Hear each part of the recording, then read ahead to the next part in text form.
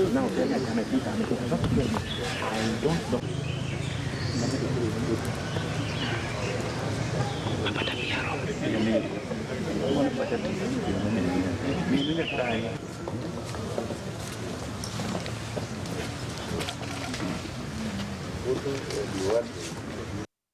we would want to have our children positively engaged.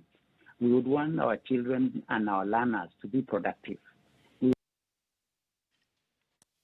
That is Belio Kipsang, the Principal Secretary Education, will be taking a look at that bite shortly. But earlier on, the Education Cabinet Secretary, Professor George Magoha, was in the county of Migori, and he hinted at a possible earlier reopening of schools as opposed to January, as had earlier been indicated by the government, of course, owing to when the curve would have been flattened. And a lot of critics have blamed the government, saying that they blindly closed schools, and this was not the best way to go about this particular situation. I'd want to speak to, first of all, you, Mudheu. We've seen a lot of private schools just try and take in students, take them through learning. But among the things that the government is trying to perhaps equalize this space is for the millions of students that have been left out from one reason or another with this virtual learning. So then now we are hinting at the reopening of schools soon. What will that perhaps mean?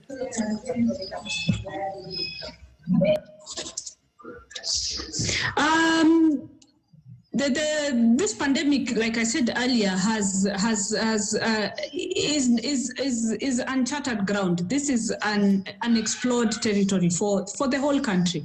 So for a good number of private schools, the options offered by KICD for content via TV, radio, and online were an immediate way of keeping learners engaged.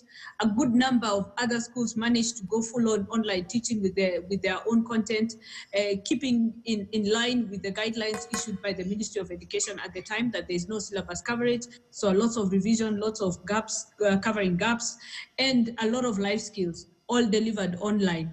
A good number of public schools also managed to do some sort of online learning. WhatsApp across both public and private emerged as the easiest method of reaching a good spectrum of students. That said, the larger percentage of private schools did not manage to go online, which is why for us even community-based learning was exciting. Because at a time of pandemic, there is no public or private child. The child now becomes a Kenyan child. That child who goes to a private school in Kayole, that child who goes to a small private schools in the rural areas is not a private child. That is a Kenyan child.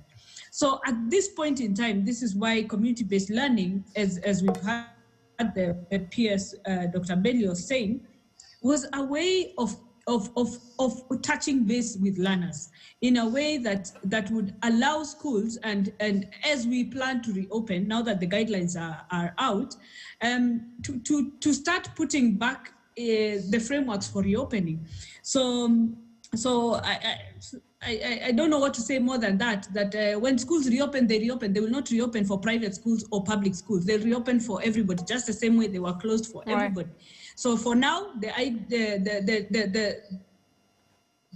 we are getting, the guidelines are out, we have seen them, and now we start working as individual education institutions, both public and private, to ensure that we do the best we can to reopen within the guidelines that we have been given. All right, let's take a look at what Professor George Magoha said before we speak to other panelists.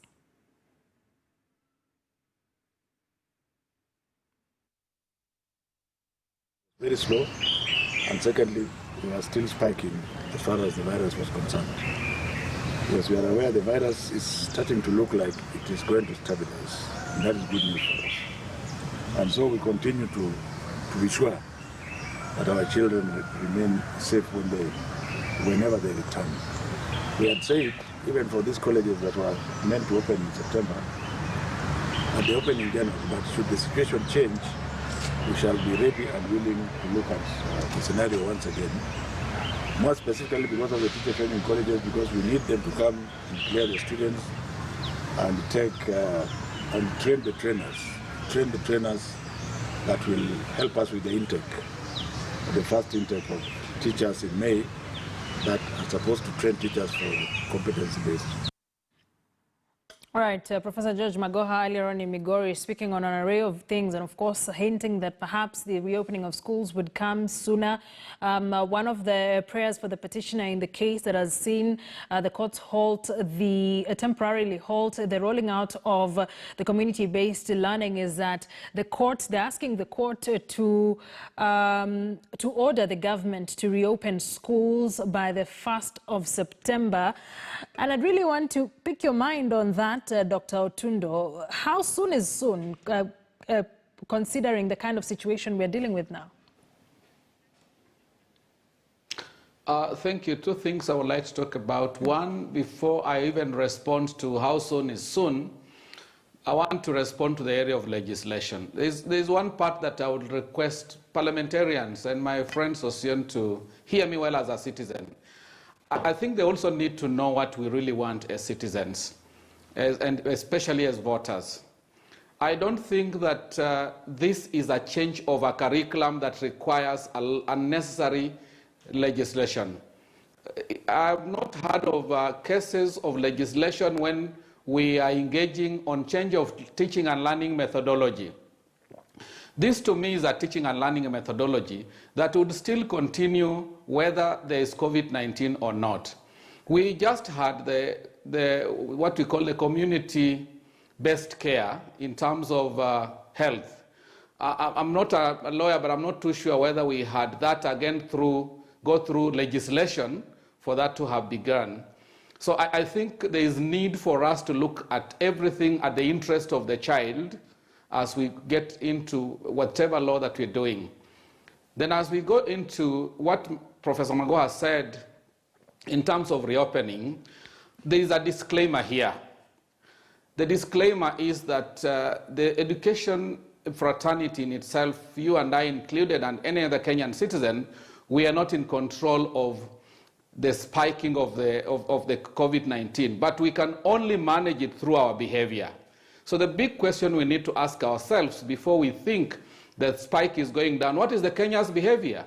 If Kenyans are behaving in a manner that the spike would still rise, then the issue of opening of school is in futility. And that's what happened with Ebola in Sierra Leone. There was first reopening that tried to start in 2015, but then the spike again recurred.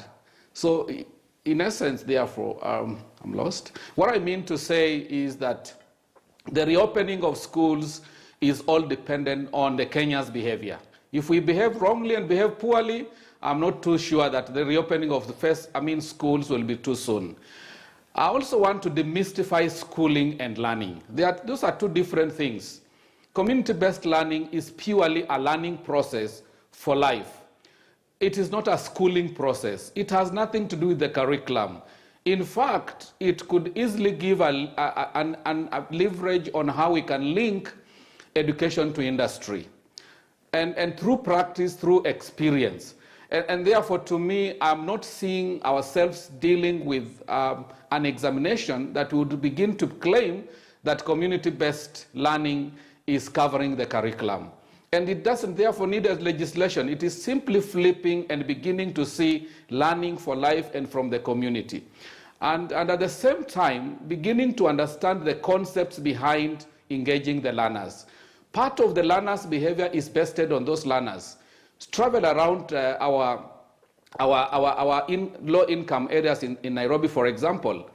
Young people are all over. They likely have no masks, and children the same. So what are we trying to say here? We want to flatten the curve, but at the same time our behavior is wrong. Then we are saying, let's open schools. I think the reopening of schools for me, if the curve is not flattened, is neither here nor there. It is all dependent on the Kenyans, how Kenyans behave. And that is for all the citizens. And also, our children have been listening about COVID-19 on radio, on media. no one has taken the initiative to engage our children. This is the time to do that effectively, so that when children go back to face-to-face learning, when the schools reopen physically, they have understood the COVID of such kind of diseases as COVID-19.